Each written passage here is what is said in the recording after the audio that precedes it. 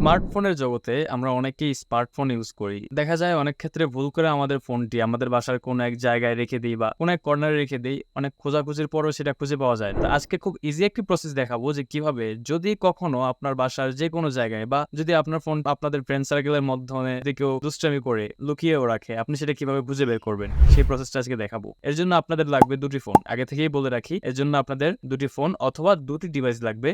সেটা হতে পারে আপনার ল্যাপটপ কিংবা কম্পিউটার, যেটার মাধ্যমে আপনি আপনার ফোনটি খুঁজে পেতে পারেন। এরকম আরো ভিডিও পাওয়ার জন্য আমার এটিকে ফলো দিয়ে রাখ। আর ইউটিউব থেকে দেখে থাকলে এখনই সাবস্ক্রাইব করে পাশে থাকা বেল আইকনটি বাজিয়ে দিন। একটা কথা মনে রাখবেন, আমরা অনেক কষ্ট করে ভিডিও বানাই। দেখা যায় যে আপনাদের একটি ফলো বা একটি লাইক বা একটি কমেন্ট, আপনাদের একটি সাপোর্টে আমাদের ভিডিও বানানোর আগ্রহটা দ্বিগুণ বেড়ে যায়। কথা না বাড়িয়ে শুরু করা যাক আমাদের মূল ভিডিও। ওকে, আমরা এখন দেখবো যে কিভাবে আমাদের ফোনটা অটোমেটিক ফাইন্ড করতে পারি। এর জন্য অবশ্যই আপনাদের ফোনের ভাইব্রেশন অফ করা থাকতে হবে।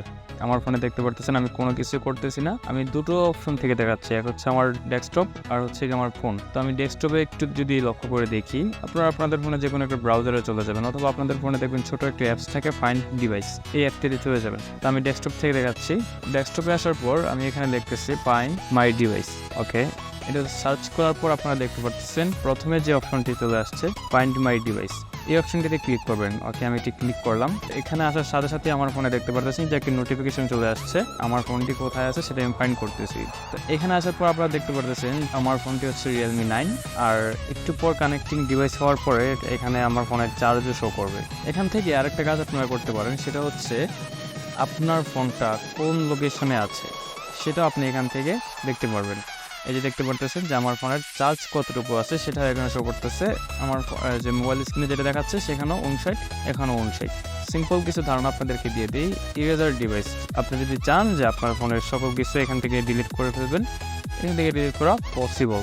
আপনাদের জিমেল পাসওয়ার্ড চাবে, এভরিথিং চাবে। যাওয়ার পরে আপনি যদি কখনো আপনাদের ফোনটা হারিয়ে ফেলেন, তাহলে আপনার জিমেলটা আপনি এখান থেকে ইজিলি লগ আউট বা সব কিছু ডিলিট করে দিতে পারবেন। আপনাদের ফোনের কোনো গুরুত্বপূর্ণ ডকুমেন্টস থাকে, ছবি বা ডকুমেন্ট, এভরিথিং যাই হোক। তো এখানে আপনারা দেখতে পাচ্ছেন প্লে সাউন্ড নামে একটা অপশন আছে, এই অপশনটিতে আপনারা ক্লিক করবেন।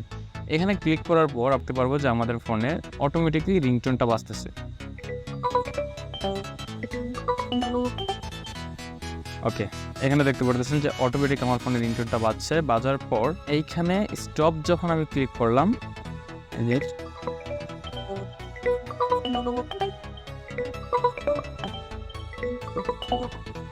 ওকে, যখন আমি স্টপে ক্লিক করলাম এটা স্টপ হয়ে গেল। এই রিংটোনটা টোটালি আপনি এখানে ক্লিক করার পর 5 মিনিট বাজবে। এখানে লিখে দিয়েছে device will ring for 5 minutes even if set to silent. আশা করি বিষয়টা বুঝতে পারতেছেন। এখানে আরও অনেক সিকিউরিটির যে বিষয়গুলো আছে এখানে দেওয়া আছে। আপনাদের ফোনে যদি ল্যাপটপ থাকে, লক স্ক্রিন, আমার ফোনে যেহেতু লক স্ক্রিন নাই সেহেতু এখানে বলতেছে যে লক দেওয়ার জন্য।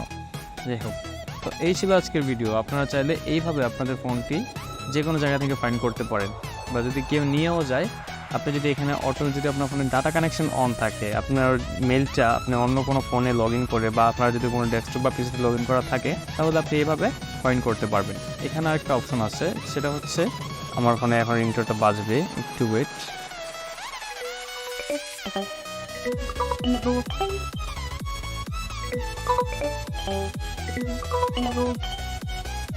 ওকে, তাহলে দেখতে পাচ্ছেন যতক্ষণ পর্যন্ত আমার রিংটোনটা আমি অফ করতেছি ততক্ষণ পর্যন্ত কিন্তু রিংটোনটা বাজতেছে।